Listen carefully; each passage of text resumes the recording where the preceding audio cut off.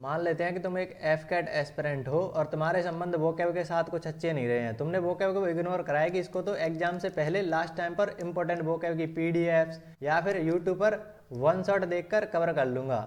लेकिन अब तुमसे क्वेश्चन सॉल्व ही नहीं हो रहे, तुम्हें जो वर्ड्स याद कर रहे हो वो याद ही नहीं हो रहे, वो याद कर लेते हो तो कुछ दिन में भूल जाते हो। तो इसका सबसे बड़ा रीजन ये है कि तुम्हें क्वेश्चन सॉल्व करने के डिफरेंट डिफरेंट मेथड्स ही नहीं पता। तुम्हें वर्ड्स को याद करने के निमोनिक को कनेक्ट ही नहीं कर पाते तुम। तो अब तुम कहेंगे लास्ट टाइम पर फिर वोकैब को करें कैसे, उनके क्वेश्चंस को कैसे कर सकते हैं हम। तो दो सिंपल सी चीज़ बताता हूँ जिनसे तुम मैक्सिमम जो वोकैब के क्वेश्चन है उनको सॉल्व कर पाओगे। पहली चीज़ जो तुम्हें करनी है वो है ऑप्शंस को एलिमिनेट करने के डिफरेंट डिफरेंट मेथड्स होते हैं, जैसे कि पॉजिटिव नेगेटिव वर्ड्स को आइडेंटिफाई करना, ऑड वन आउट वर्ड को आइडेंटिफाई करना, सेंटेंस का सेंस समझ के तुम ऑप्शंस को एलिमिनेट कर सकते हो। दूसरी चीज़ आती है कि अगर तुम एनडीए सीडीएस इनके भी पीवाईक्यू देखोगे तो तुम्हें पता लगेगा कि वो वर्ड्स रिपीट करते हैं। मैक्सिमम टाइम जो ऑप्शंस होते हैं ना वो रिपीट करते हैं और वो अल्टीमेटली तुम्हें ऑप्शन एलिमिनेट करने में ही हेल्प करने वाले हैं। तो ये जो सारी चीज़ें होने वाली हैं, सारे मेथड्स की कैसे सॉल्व करना है, कैसे ऑप्शंस को एलिमिनेट करना है, कैसे निमोनिक तुम्हें कनेक्ट करना है, निमोनिक के साथ वर्ड को कनेक्ट करना है, ये सारी चीज़ें इस सीरीज में हम देखने वाले हैं।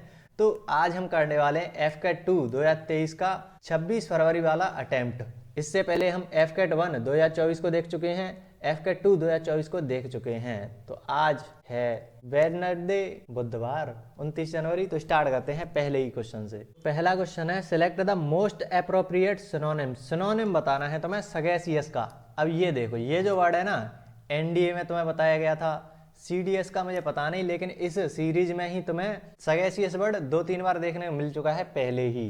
तो अगर तुम्हें एनडीए के पीवाईक्यू करने हैं तो मैंने ही करा रखे हैं 2020 से 2024 के लास्ट अटेम्प्ट तक, 2024 के सेकंड अटेम्प्ट तक मैंने सारे के सारे वर्ड ऑप्शंस तक निमोनिक के साथ याद कराए थे। तो वो तुम्हें यहाँ पर प्लेलिस्ट दिख जाएगी, उसको तुम चेकआउट कर सकते हो। और जब तुम्हें पीवाईक्यू करने हैं ना, मान लो सीडीएस के भी पीवाईक्यू करने हैं, तो लास्ट 5 ईयर के कर ले जाओ 2020 से, तो तुम्हारा काम बन जाएगा। सगैसियस का मतलब होता है थोड़ा सा बुद्धिमान व्यक्ति। सगैसिटी, सगैसिटी भी इसी के साथ ही अगर कहीं दिख जाए, बुद्धिमानी जैसे हम बोलेंगे, विजडम, तो उसके लिए आता है सगैसियस। अब ऑप्शंस देखो, डिलीशियस तुम्हें पता है स्वादिष्ट के लिए आ रहा है, जुडिशियस, प्रीसियस, मेलेसियस, मेलिसियस तो कई बार आ चुका है। ये MAL, ये जो रूट वर्ड है ना उससे बहुत सारे वर्ड बने हैं। जैसे जो फेमस वर्ड है मालवेयर, मालवेयर भी इसी से बना है कि जो नुकसानदायक होता है ना उसके लिए आता है ये नुकसानदायक। तो ये इससे ही तुम्हें पता चलेगा ये तो नुकसानदायक है, मतलब नेगेटिव वर्ड है। सगेसिएट, बुद्धिमानी, इन सब के लिए आता है, तो ये पॉजिटिव वर्ड है। ऐसे इनको आइडेंटिफाई करना सीखो कि पॉजिटिव और नेगेटिव वर्ड्स कौन कौन से होते हैं। जुडिशियस का भी मतलब यही होता है कि बुद्धिमानी, जो डिसीजन सही से ले पाते हैं ना, चाहे बुद्धिमान व्यक्ति हो चाहे जुडिशियस हो। जुडिशियस का यही मतलब होता है कि जो डिसीजंस वगैरह एक्यूरेटली ले पाए, जल्दी से ले पाए और बढ़िया डिसीजन ले पाए।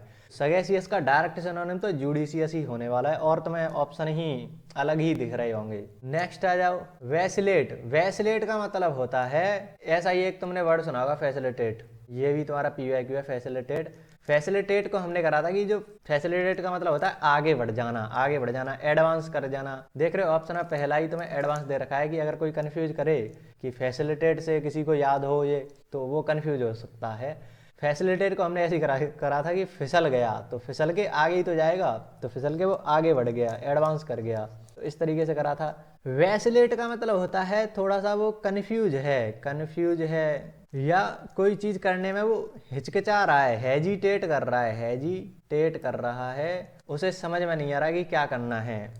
तो इसको याद कैसे करेंगे वो देखो। अब वैसिलेट, वसीलेट, कोई लेट हो जाए, मान लो तुम क्वेश्चन पूछ रहा है कोई टीचर तुमसे क्या कि एक बच्चे से वस्सी से क्वेश्चन पूछ रहा है, वो लेट आंसर्स दे रहा है, तो वो क्या है, वो कंफ्यूज है, हेजिटेट कर रहा है बताने में।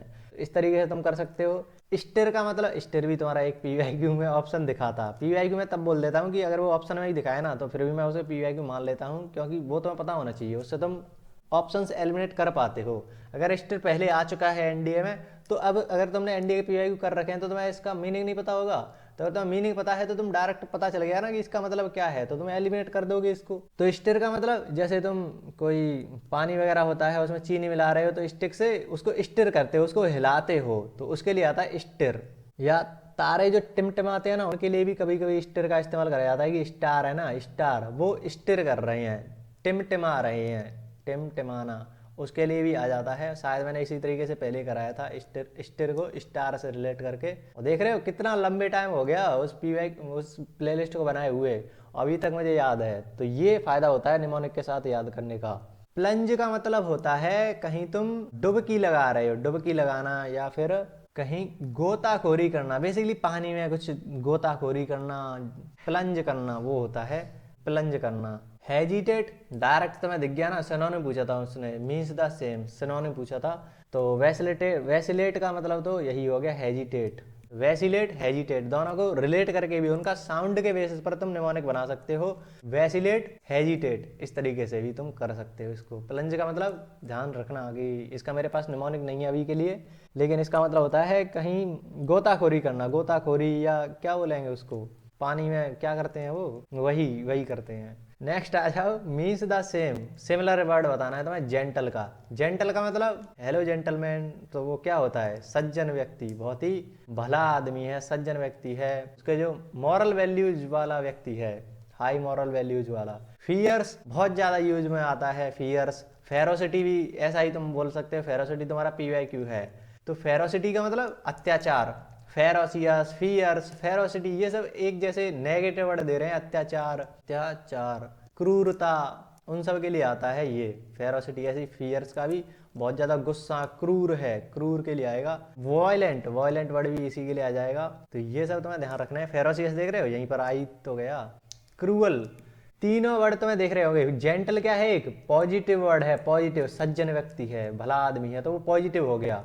फियर्स, फेरोसियस, क्रूल, दयाहीन, ये सब कैसे हैं, नेगेटिव वर्ड्स हैं। तो अपने आप पता चल गया ना पॉजिटिव का सिनोनिम क्या होगा, पॉजिटिव तो सिंपैथी, सिंपैथी तो सबने सुन रखा होगा। सहानुभूति, तो डायरेक्ट तुम्हें मिल गया ना, सिनोनिम मिल गया। तो इस तरीके से तुम ऑप्शंस को एलिमिनेट कर सकते हो आसानी से। पॉजिटिव नेगेटिव वर्ड्स का जो मेथड था वो मैं इसको कह रहा था। अब तुम्हें बताना है अपोजिट मीनिंग। वोरेसियस, वोरेसियस का मतलब होता है, तुम कर सकते हो इसको, वोरेसियस, वोरेसियस का बेसिकली मतलब होता है कि तुम किसी चीज के लिए बहुत ज्यादा लालची हो, लालची हो। बेसिकली ये भोजन पानी से रिलेटेड आता है कि खाने के लिए बहुत ज्यादा तुम अत्यधिक भूखे हो, लालची हो, भूखे के लिए भी तुम इस्तेमाल कर सकते हो वोरेसियस। अब देखो इनडिफरेंट, फर्क ही नहीं पड़ रहा, बहुत ज्यादा ये ऑप्शन में यूज होता है इनडिफरेंट, तो इसको फर्क ही नहीं पड़ रहा, मान लो इसको न्यूट्रल बोल सकते हैं, जीरो। फेरोसियस अभी ऊपर आया है, नेगेटिव होता है अत्याचारी या अत्याचार भरा, हाँ ऐसे ही बोलेंगे, अत्याचारी।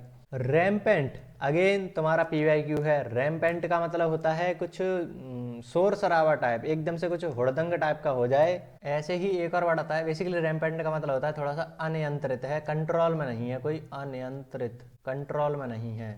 एक और ऐसे ही वर्ड आता है रैमपेज, रैमपेज, शायद वो PYQ था या नहीं था, इनमें से कोई एक तो PYQ था, मुझे ठीक से ध्यान नहीं है।